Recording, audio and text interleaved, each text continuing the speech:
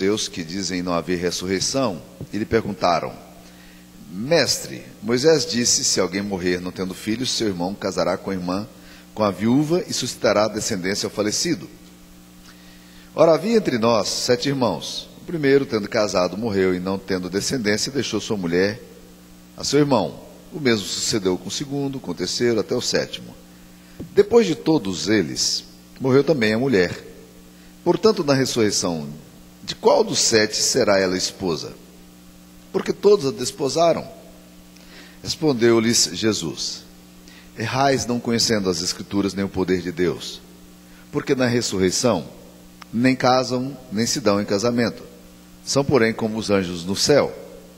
E quanto à ressurreição dos mortos, não tendes lido que o que Deus vos declarou: Eu sou o Deus de Abraão, o Deus de Isaque, e o Deus de Jacó?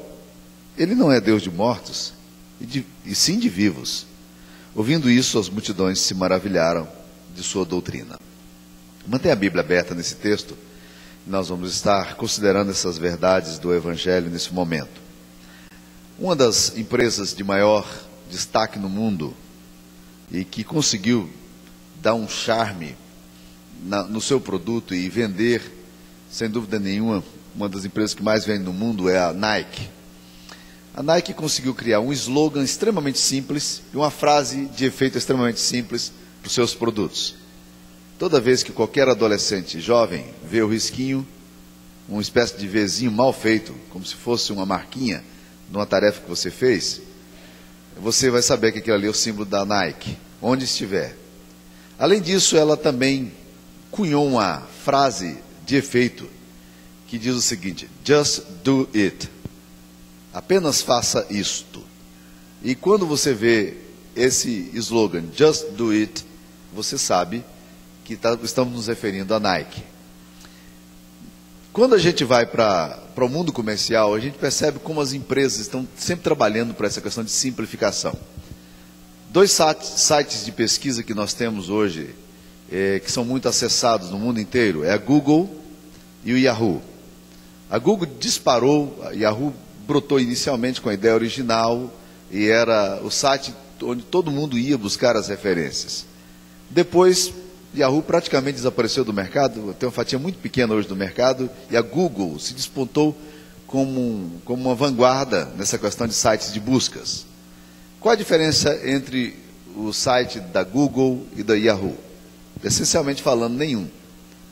Talvez a diferença esteja na chamada que ela faz. Porque quando você vai no Yahoo, Yahoo é cheio de informações por todos os lados. Você vê informações, propagandas e chamada, é até confuso se saber exatamente por onde você começa. Mas a Google, ela aparece uma página em branco praticamente. E você digita o que você quer e você tem a coisa que você precisa encontrar. O que isso tem a ver com o Evangelho?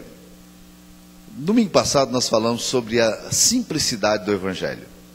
Quando eu leio os Evangelhos, eu cada vez me impressiono mais com a forma como Jesus era objetivo naquilo que ele queria dizer. Quando as pessoas questionaram Jesus sobre o grande mandamento, e está aqui no Evangelho de Mateus, Jesus disse: olha, o grande mandamento, ele pode ser sintetizado em 2 vertentes, é um só, amor. Mas ele pode abrir 2 leques: amarás o Senhor teu Deus de todo o teu coração, de todas as tuas forças, de todo o teu entendimento, e amarás o teu próximo como a ti mesmo. Disto procede todas as leis. Em outras palavras, é isso aí. Just do it. É só isso. Não tem muita complexidade. Se você quiser guardar todas as leis e os profetas, você apenas faça isso. Santo Agostinho foi além. Ele dizia o seguinte: ama e faça o que quiseres. Essa é a ética cristã na visão de Agostinho. E muitas pessoas deturparam esse pensamento de Agostinho, achando que Agostinho estava dando permissão para pecar. Não era nada disso. Ele simplesmente está dizendo que quem ama a Deus não tem vontade de pecar. Quem ama o próximo também não quer pecar contra o próximo, porque é mandamento de Deus, é amor, na verdadeira essência do termo. Nesse texto aqui, Jesus é inquirido mais uma vez por um grupo de pessoas que gostava de inquiri-lo em relação a coisas, e a maioria das vezes essas inquirições eram feitas para pegar Jesus em algum deslize teológico, alguma coisa que pudesse condená-lo à luz da lei. Várias vezes Jesus foi testado aqui pelos fariseus e pelos saduceus. E fariseu não tem nada a ver com aquilo que um colega meu do seminário definiu, dizendo que fariseu é aquele que fica farisando a vida do outro, e o saduceu é aquele que fica seduzindo os outros. Tem nada a ver com isso aí, tá? O fariseu era um grupo estrito da lei, um grupo extremamente, que guardava profundamente a lei de Deus, mas é um povo que amarrou-se tanto na tradição, que ele acabou perdendo a essência do que Deus gostaria na lei. Os saduceus eram uma doutrina um pouco mais torta. Eles tinham crise com a questão dos anjos, tão falada no Antigo Testamento, tinham crise com a questão da ressurreição, e nesse texto aqui, eles vêm provocar Jesus com a questão da ressurreição. Eles trazem aqui, na verdade, um enigma para Jesus. Havia uma lei no Antigo Testamento chamada lei do levirato. A lei do levirato dizia o seguinte, que quando uma pessoa se casava, um homem se casava com uma mulher, e ele morria sem suscitar descendência, ou seja, sem ter filhos, então essa mulher deveria se casar com o irmão daquele homem que morreu, para que tivesse filhos com essa pessoa, e assim mantivesse a memória do irmão que morreu. O filho que haveria de nascer, a pleno rigor da lei, ele não era filho do homem, que era o progenitor, mas era filho do outro que já morreu.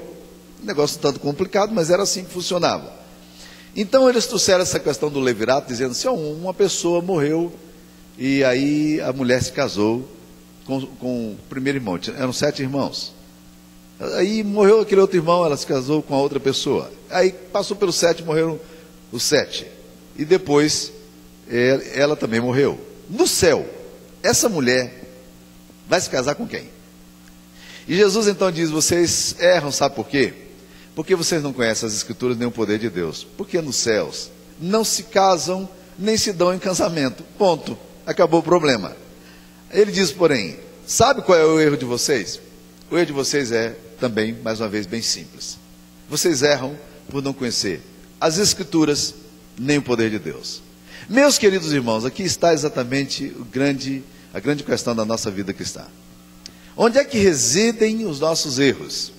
Os nossos erros, e o Evangelho aqui é extremamente simples de novo. Os nossos erros consistem em não conhecermos o pensamento de Deus. Não conhecermos aquilo que Deus disse que nós deveríamos seguir. E aí, quando nós não conhecemos os mandamentos de Deus, nós começamos a construir os nossos próprios mandamentos. A gente começa a querer fazer as coisas do jeito que a gente acha. Ou, usando uma expressão mais moderna, do jeito que a gente sente. Porque a geração moderna, ela é caracterizada pelo experiencialismo. A geração moderna diz mais ou menos o seguinte, eu sinto, logo existo. A minha autenticação de ser, ela não está mais como formulava antigamente, eu penso, logo existo. Mas agora a questão é, eu sinto, logo existo. Há pessoas que acham que porque sentiram, isso é verdade. Porque passou pelas emoções, então agora está autenticado. E Jesus está dizendo, gente, vocês erram por não conhecer as Escrituras. Quando nós deixamos de conhecer a vontade de Deus para a nossa vida, nós estamos errando. E errando de forma fatal. Porque nas Escrituras Sagradas, quando você erra nos mandamentos de Deus para você, você erra no propósito de Deus para a sua vida. Quando a igreja erra na interpretação das Escrituras Sagradas, o que acontece? Ela erra na missão que ela tem a realizar. Quando nós falhamos na hermenêutica bíblica, nós falhamos na vocação de Deus para a história da igreja. Quando nós, como pais, como filhos, como fiéis, deixamos de obedecer o que Deus está fazendo e criamos os nossos próprios artifícios, automaticamente nós estamos transgredindo a lei de Deus e trazendo sobre nós condenação. Deixamos de receber as bênçãos de Deus, que são resultado da obediência ao Senhor. Por isso nós não podemos errar nas Escrituras Sagradas.